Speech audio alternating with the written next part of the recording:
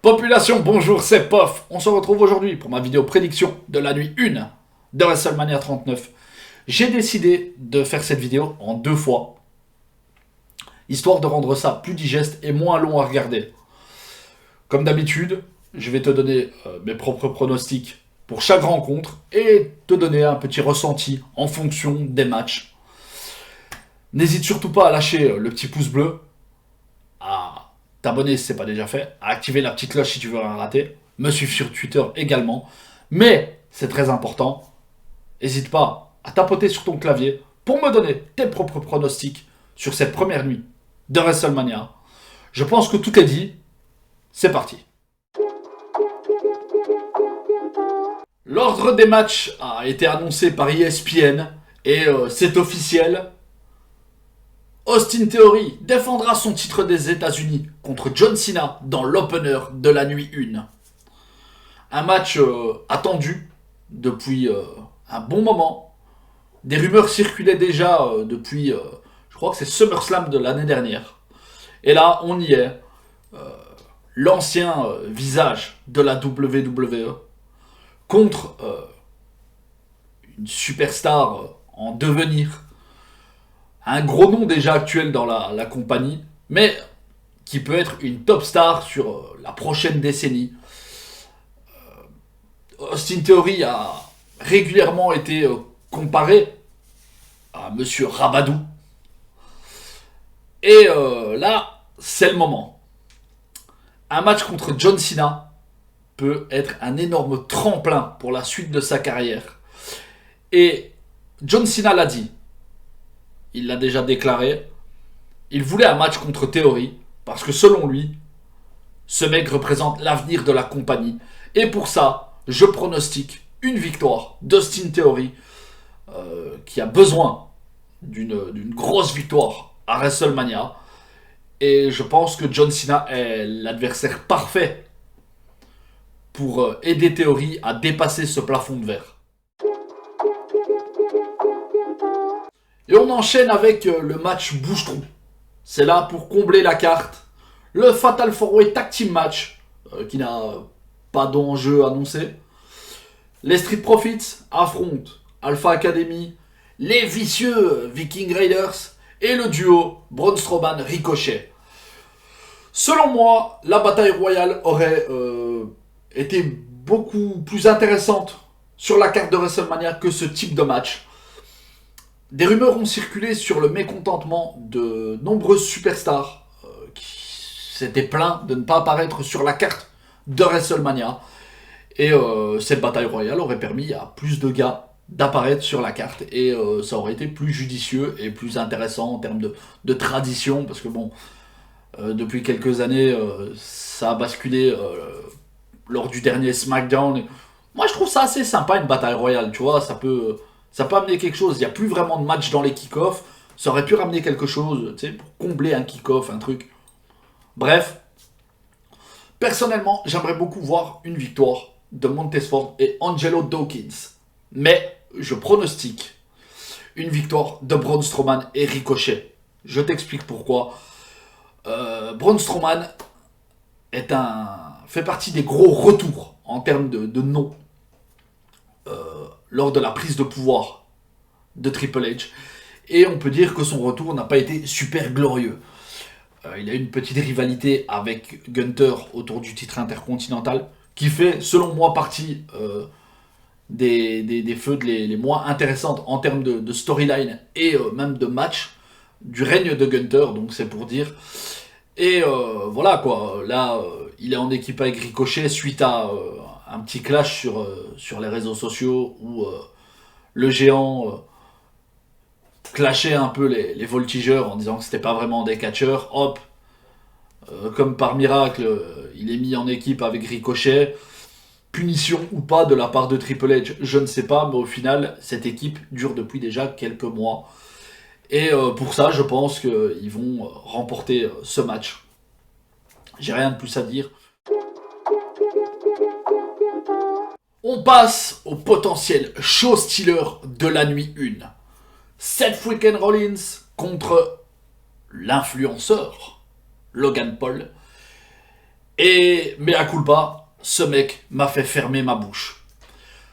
Quand j'ai vu que Paul avait signé un contrat avec la WWE, je me suis dit, ouais, encore un bouffon qui n'a aucune notion, aucune connaissance du ring, qui va venir un peu profiter de l'aura de la WWE, surtout aux États-Unis.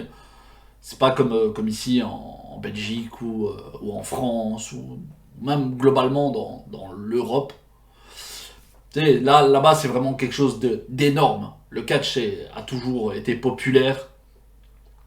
Et je me suis dit, il vient pour ça. Mais au final, c'est l'inverse qui est arrivé.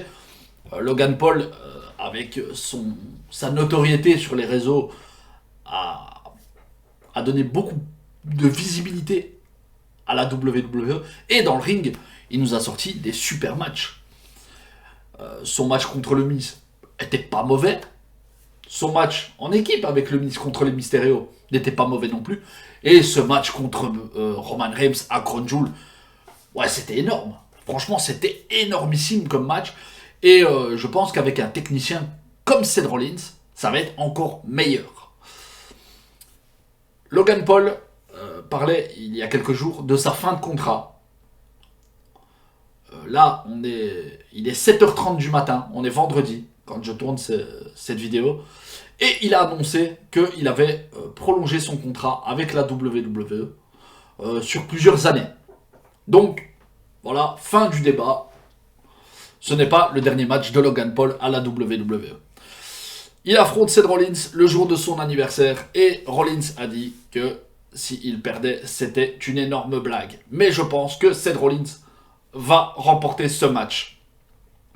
Logan Paul est un part-timer et Seth Rollins a besoin d'une victoire à WrestleMania.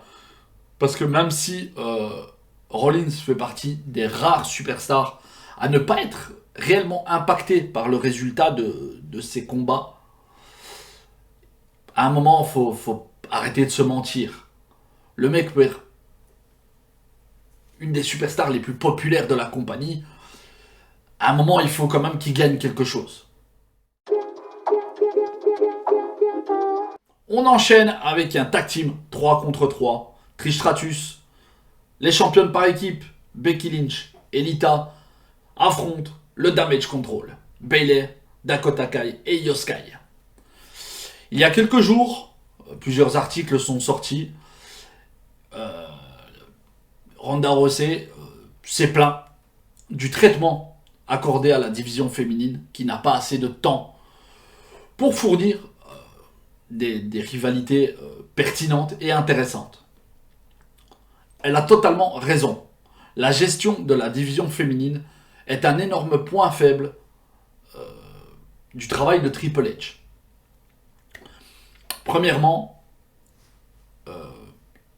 même si ça va faire plaisir, ça va faire kiffer pas mal de gens,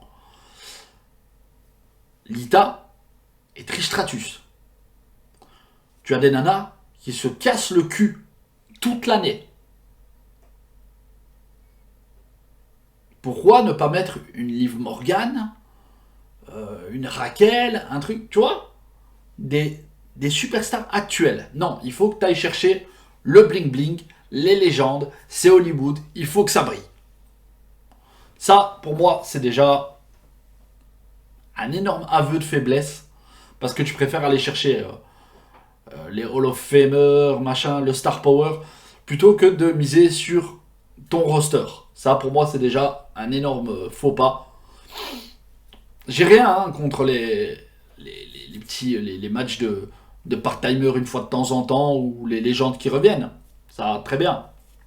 Mais leur mettre un titre autour des hanches, pour moi, ça ne devrait pas arriver. Mais ça, c'est un autre débat. Et malheureusement, je pense que la WWE va capitaliser sur le feel-good moment et donner une victoire à Becky Lynch, Lita et Trish Stratus. On parle beaucoup d'un heel turn de Trish. sur Becky Lynch qui pourra amener un match à WrestleMania. Personnellement, j'y crois pas du tout. Je m'attends à un match basique. Bon, quand je dis basique, je pense qu'il va avoir des moves sympas. En face, il y a quand même 3 meufs talentueuses. T'as Io Sky. Cette meuf est incroyable entre les cordes. Donc je pense que ça va être pas mal. Mais j'ai déjà un somme immense quand je pense au résultat de ce match. Parce que selon moi, Damage Control mériterait une victoire. Et ils en ont besoin surtout. Parce que même si la faction est super intéressante, ils n'ont pas encore remporté de victoire importante. Oui, hormis les titres par équipe, mais ça s'arrête là. Tu vois, ça aurait dû avoir un véritable impact sur la division féminine, et c'est pas le cas. Le père contre le fils. Rey Mysterio a accepté le challenge de son fils. Et bordel, j'ai hâte de voir ce match. D'ailleurs, je pensais pas dire ça un jour, mais oui, je me languis de voir un match avec Dominic Mysterio. Ce mec a pris un niveau de star power incroyable en très peu de temps.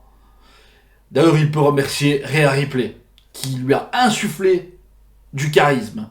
Parce qu'il faut dire ce qui est, ce mec, à la base, il est doté du charisme similaire à celui d'une moule. Voilà. Très peu de personnes croyaient en Dominic Mysterio, mais depuis quelques mois, il s'affirme, il s'est trouvé une identité propre avec son style de mec sorti de GTA San Andreas et sa coupe mulet dégueulasse. Mais il faut se l'avouer, cette storyline est super intéressante. On a eu des petites brides par-ci par-là sur les derniers mois avec des petits segments où il débarque à Noël. Il va faire chier son père à la Saint-Valentin ou je sais plus quoi. Et à chaque fois, il lui rentre dedans. Et il défie son père, il l'attaque au Royal Rumble pour pas qu'il rentre. Voilà, c'est toutes des petites graines que tu sèmes. Et au final, il provoque son père. Allez, viens, on va s'affronter. Et Rey Mysterio, non, c'est le gentil papa de service. Hein. Non, on veut pas se battre. Jusqu'il y a 2 semaines, où Dominic Mysterio a mal parlé à maman Mysterio. Et là, il s'est pris la droite que tout le monde attendait. C'est anodin. C'est vraiment anodin. Mais Rey Mysterio lui a mis une bougna dans sa mère. Et là, il y a une pop énorme. Cette construction et tout ce qui précède me donne énormément de hype pour ce match. Rey Mysterio sera intronisé au Hall of Fame. Et je pense que Dominic Mysterio va venir foutre le bordel pendant la cérémonie. Je le sens. Je pense que c'est le dernier grain à mettre avant cette confrontation entre les deux. Bon, Rey Mysterio a déclaré que ce ne serait pas son dernier match. Beaucoup de personnes avaient peur. Il affronte son fils, il est intronisé. Je pense... j'espère pas. Parce que bon, j'adore Rey Mysterio. C'est clairement l'une des premières superstars que j'ai aimé en tant que fan de catch. Durant la grande époque, les Jeff Hardy, les Triple H, les Edge, Randy Orton et j'en passe. Bon, je vais pas tous te les citer, sinon la vidéo va durer 2 heures. Mais Rey Mysterio, c'est une des premières superstars que j'ai aimé dans le monde du catch. C'est clairement le plus grand luchador de l'histoire. Et j'espère que son dernier match ne sera pas contre Dominic. Il semblerait qu'il vise ses 50 ans, je crois, un truc comme ça. Donc il a encore 2 ans. Et ouais, je m'attends à une victoire de Dominic Mysterio. Parce que je pense que Rey Mysterio va vouloir offrir le premier WrestleMania moment de son fils. On sait clairement qu'il a poussé pour faire venir son fils à la WWE. Il est revenu, peut-être même juste pour ça. Et en tant que papa, je crois qu'il va tout faire pour offrir une grosse victoire, un moment impactant, peut-être même le moment le plus impactant de la carrière de son fils, tout simplement. Charlotte Flair défend son SmackDown Women's Championship contre Rhea Ripley, la gagnante du Royal Rumble 2023. Et bordel, qu'est-ce que cette feu de pue? Qu'est-ce que ça pue la merde? Déjà, pour commencer, j'aurais largement préféré un match entre Bianca Belair et Rhea Ripley. Ça, c'est juste un détail. Mais la logique se tient, Rhea Ripley n'a jamais battu Charlotte Flair. Charlotte lui a pris son titre de championne de NXT il y a quelques années, lors de la période Covid, si je me souviens bien. Et Rhea Ripley veut boucler la boucle. Rhea qui est super over, même si elle n'a pas catché tant que ça, durant, on va dire, la dernière année, les derniers 6 mois.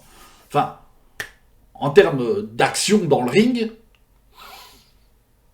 il n'y a pas des masses de matchs, mais son acting, ce qu'elle dégage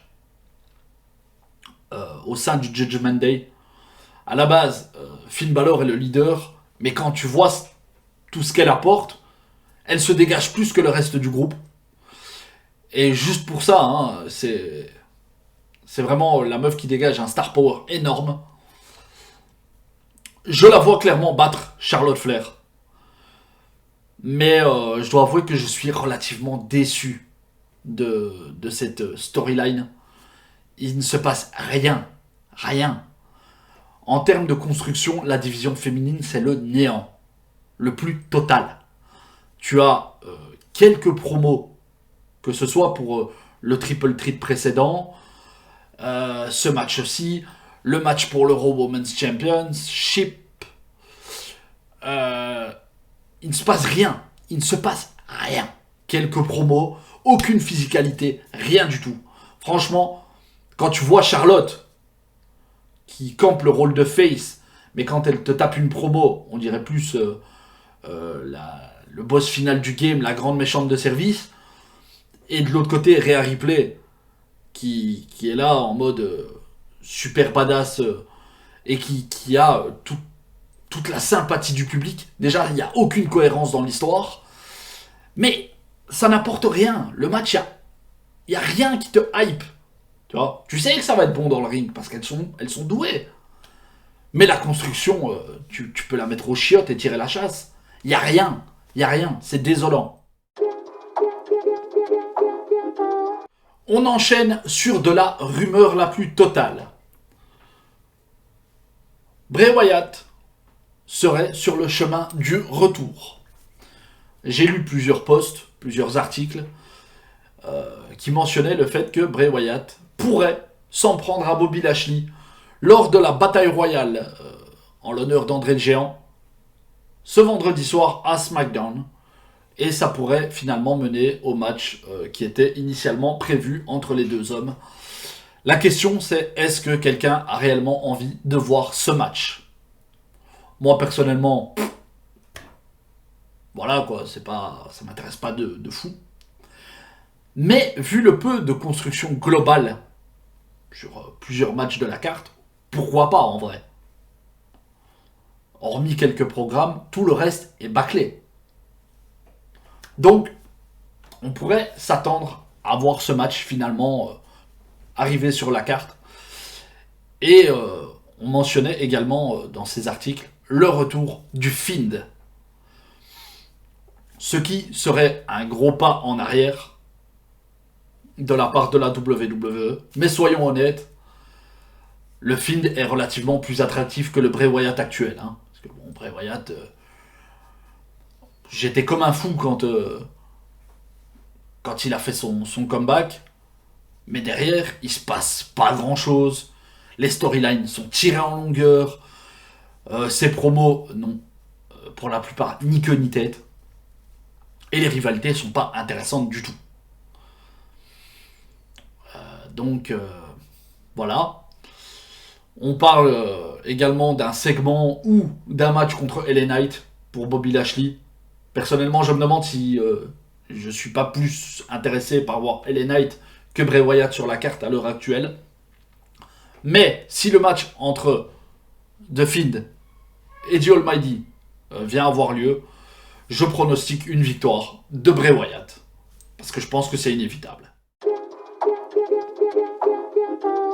Et on conclut cette première nuit avec le match qui sera, je l'espère, le main event. Parce que tout ce qui gravite autour, toute cette histoire, il le mérite. Jimmy et Jey Uso défendent les titres par équipe unifiée contre Sami Zayn et Kevin Owens. Les jumeaux ont un règne interminable.